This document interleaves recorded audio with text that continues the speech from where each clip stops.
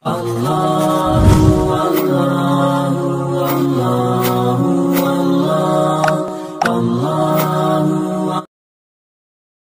banyak masalah nih, banyak perempuan itu dijebak. Caranya gimana? Laki-laki ini bilang begini, aku akan nikahin kamu, kita ta'arufan, tapi aku mau kenalkan kamu sama orang tua saya, kata laki-laki itu. Bisa nggak kamu ke rumah saya? Nah, perempuan ini itu ngira laki-laki ini serius, padahal laki-laki ini hanya pengen ngejebak si perempuan biar dia datang ke rumah si laki-laki. Pas datang ke rumahnya si laki-laki ini, ternyata nggak ada siapa-siapa di sana. Dan rumah itu dikunci dan tinggal mereka berdua. Nah, dipaksalah perempuan itu serahkan kehormatan. Ini fakta yang saya temukan. Udah banyak kasus seperti itu. Oh gitu. Seperti ya sudah beberapa bulan yang lalu sih. Nah, jadi teman-teman hati-hati. Yang keempat. Nggak ada akhlak. Yang keempat. Tadi yang keempat apa? Posting foto. Iya, posting foto. Nah, teman-teman, ini di antara banyak kasus ya seperti itu. Jadi saya yakin kalau Anda perempuan, Anda pasti nggak mau kalau fotonya disimpan oleh cowok. Biasanya begitu ya. Nah, makanya kalau Anda mengupload foto itu sama halnya itu siapapun bisa menyimpan foto Anda, bisa menggunakannya. Dan yang paling fatal itu bisa dijadikan media untuk disihir. Iya, saya sering lihat kayak gitu di Facebook. Itu betul ya? Benar. Bahkan kata Rasul SAW, seandainya ada yang bisa mendahului takdir, maka itu adalah ain. Ain itu penyakit dari orang yang hasud. Orang itu cukup benci sama kita, diambilnya foto kita terus dikata-kata yang nggak baik, bahkan ditulisi sakit, kecelakaan, mati. Itu bisa tuh kena orang penyakit ain. Tapi kalau laki-laki bisa nggak? Bisa juga. Makanya hati-hati. Makanya kita upload foto seperlunya. Kalau teman-teman enggak, ya jarang mungkin lihat saya upload foto. Bahkan di profil saya ini itu saya mau upload foto sambil backgroundnya ini, saya nggak mau menghindari. Karena ya yang penting itu bukan saya, tapi apa yang ingin saya sampaikan. Jadi cukup dengan melihat profil saya itu orang sudah tahu siapa saya, sebenarnya begitu. Nggak perlu saya gitu. Seandainya bukan karena dakwah ya, mending orang nggak kenal kita gitu sebenarnya. Betul ya. Nah, jadi itu tadi 4 ya sebabnya dan tipsnya insya Allah. Kemudian yang paling penting di antara yang lainnya adalah Anda harus betul-betul punya prinsip, punya pegangan kalau Anda pengen jadi perempuan yang berharga dan dihargai. Perempuan yang berharga itu nggak mudah diajakin chattingan, nggak mudah diajakin teleponan, nggak mudah percaya sama janji dan seterusnya. Jadi ikutlah mengkaji Islam dan punyalah komunitas-komunitas yang baik. Nah, seperti itu. Itu mungkin. Oke, jadi tadi tips agar kita terhindar modus. Yang pertama itu yang kedua tadi kan tegas. Kemudian yang pertama tadi chattingan lawan jenis. Nggak boleh chattingan, harus menjaga chattingan. Kemudian yang kedua tegas.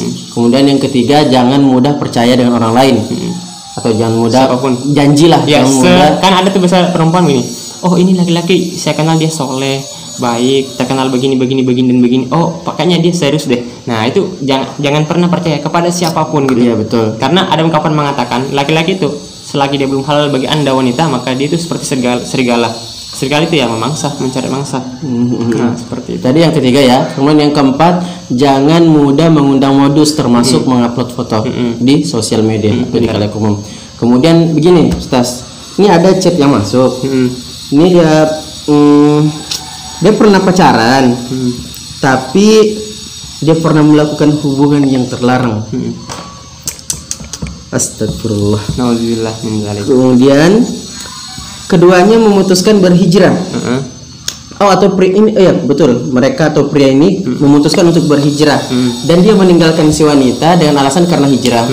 Nah, tetapi kedua-duanya ini masih sering melakukan mengikuti kajian dan sebagainya. Itu kan bentuk dari sebuah kehijraan tersebut. Nah, jadi si wanita ini di pertengahan jalan dia menyerah karena awalnya laki-laki kan mengatasnamakan hijrah, tapi ternyata dia punya wanita yang kemudian dia dekati lagi. Yang lain. Ya, yang lain. Kemudian sebagai ini dari teman juga, kayaknya temannya yang chat ini, dia menceritakan temannya. Kemudian dia takut bahwasanya kalau tidak akan ada lagi pria yang ingin menerimanya lagi karena dia pernah melakukan hubungan tersebut. Nah, sedangkan kalau dia mau anukan sama mantannya tadi, tapi mantannya begitu. Nah, padahal dia sudah pernah ibaratnya sudah diiming-imingi sih. Ya, kalau kita berjodoh pasti ibaratnya alasan syar'i lah. Kalau kita berjodoh, dijodohkan sama Allah Subhanahu wa taala, insyaallah kita pasti akan bertemu. Kalau sebagai seorang wanita itu kan pasti masyaallah. Insyaallah. Jadi bagaimana nih menurut Ustaz terkait dengan hal ini? Ini pertanyaan baru lagi nih ya. Iya. Insyaallah ada kaitannya. Tidak ada kaitannya. Ya, jadi makanya sebenarnya letak masalahnya di awal karena hijrahnya itu bukan karena Allah. Coba di awal hijrahnya karena Allah, bukan semata-mata karena sama-sama pengen hijrah karena laki-laki itu ya, dengan mengatakan kita hijrah sekarang ya, nanti kita akan nikah kalau jodoh dan seterusnya. Padahal ini bukan seuzon, tapi bisa jadi alasan laki-laki ini untuk mengajak si perempuan ini hijrah sebenarnya modus juga sebenarnya, karena laki-laki ini pengen mutusin si perempuan karena dia punya simpanan yang lain. Gitu. Nah, seperti itu sebenarnya analisis saja ya. Nah, makanya di awal Anda hijrah karena Allah, maka Anda nggak akan pernah terpikir untuk kemudian nanti kalau nggak ada yang nerima saya gimana dan seterusnya. Soalnya itu nggak jadi masalah gitu ya. Kalau nggak ada yang menikah sama kita, terus masalahnya apa? Toh yang kita hijrah itu bukan itu yang kita harapkan. Kita pengen mendapatkan rahmat Allah Subhanahu wa taala. Yang terpenting adalah apakah kita selamat nanti di akhirat. Itu yang paling terpenting. Nah, kan toh kalau kita nggak ada yang terima di dunia itu nggak akan membahayakan sama sekali buat diri kita gitu. Kita tetap bisa memberikan karya, kita tetap bisa memberikan sumbangsi yang terbaik untuk umat dan seterusnya. Yang paling terpenting adalah bagaimana nasib kita setelah dunia gitu. Apakah kita selamat di akhirat atau enggak gitu kan ya. Nah, makanya itu yang paling terpenting. Kita teman-teman, jodoh itu nggak pasti. Artinya dengan apa kita menikah di dunia itu enggak, tapi ada sebuah kepastian itu yang namanya kematian. Kita akan berjodoh dengan kematian. Kalau untuk hal yang nggak pasti, jodoh, kita mempersiapkan dengan matang segala-galanya. Kenapa hal itu nggak pasti? Kenapa untuk akhirat yang udah pasti kita akan berjumpa dengan kematian yang kita nggak pernah tahu kapan, bisa datang hari ini, bisa datang besok. Itu kenapa nggak kita persiapkan dengan matang gitu kan ya? Nah, harusnya itu lebih kita persiapkan. Makanya teman-teman hijrah di awal karena Allah, insya Allah semua akan baik-baik saja nantinya. Betul. Jadi kalau kita hijrah karena Allah, maka Allah akan berikan banyak jalan kemudahan gitu ya. Allah akan gerakkan hati hambanya untuk bertemu dengan kita, untuk berjodoh dengan kita. Kalau seandainya nggak kita menikah di dunia, maka berarti itu yang terbaik buat kita. Boleh jadi setelah kita menikah kita akan dizolimi oleh pasangan kita nantinya ya. Kita nggak pernah tahu. Makanya apa kata Allah dalam Al-Quran surah kedua ayat 219, wa asa an takrahu syai'an wa huwa khairul lakum wa asa an tuhibbu syai'an huwa syarrul lakum wallahu ya'lamu antum la ta'lamun. Boleh jadi kamu membenci sesuatu padahal sangat baik bagimu, dan boleh jadi pula kamu menyukai sesuatu, pengen jodoh dengan seseorang tapi itu ternyata buruk bagimu, dan Allah mengetahui sedangkan kamu tidak mengetahui.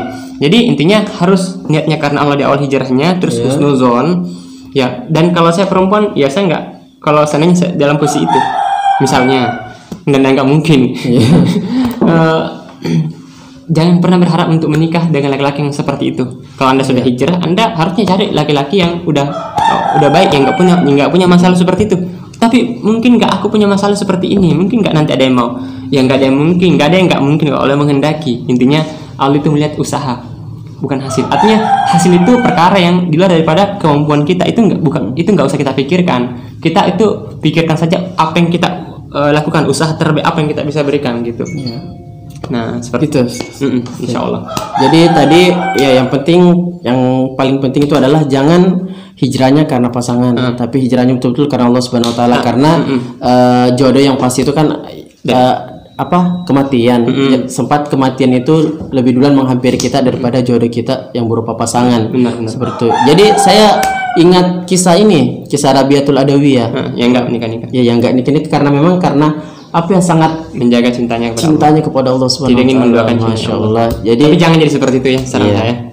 Ya itu cuma dijadikan teladan dalam kalau ada orang-orang seperti itu. Tapi Rasulullah menganjurkan untuk menikah, karena menikah itu bukan berarti mendoakan Allah. Tapi ada juga orang yang bukan betul-betul dia sudah nikah melupakan kecintaannya kepada Allah. Gitu. Jadi cukup terus. Oke, jadi teman-teman itulah hari ini terkait dengan beberapa sedikit tips ya. Banyak sih dari bagaimana agar kita terhindar dari sikap atau sifat-sifat modus dari seorang lelaki, begitu juga pula dari sebaliknya. Jadi teman-teman, insya Allah kita akan kembali di Q&A selanjutnya atau kajian selanjutnya. Jangan lupa tekan tombol subscribe agar teman-teman juga tidak ketinggalan dari hal-hal yang merupakan penyampaian dari kebaikan dari channel Vlog Dakwah ini. Insya Allah kami berdakwah di setiap kaki melangkah. Jadi sekian ya. Assalamualaikum warahmatullahi wabarakatuh. Oh